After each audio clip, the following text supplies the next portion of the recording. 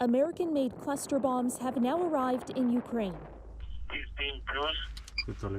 and are possibly already in action on the front lines. If they have not yet, they will be in the coming hours or days.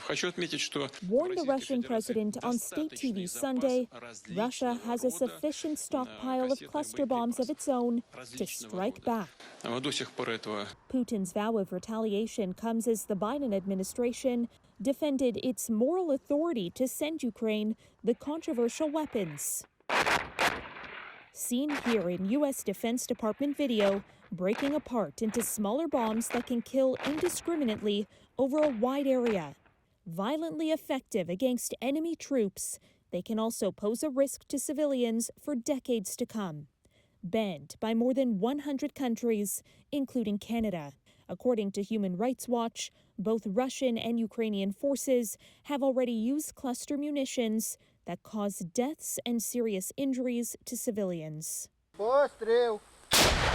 The U.S. National Security Advisor Jake Sullivan says they're needed to help Kyiv cope with an ammo shortage.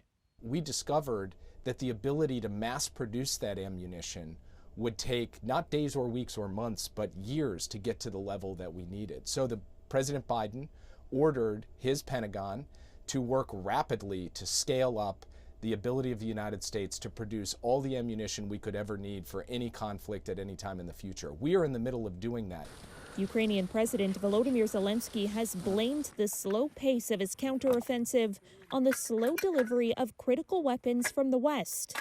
At last week's NATO summit, British Defense Secretary Ben Wallace said people want to see Kyiv show more gratitude for weapons donations.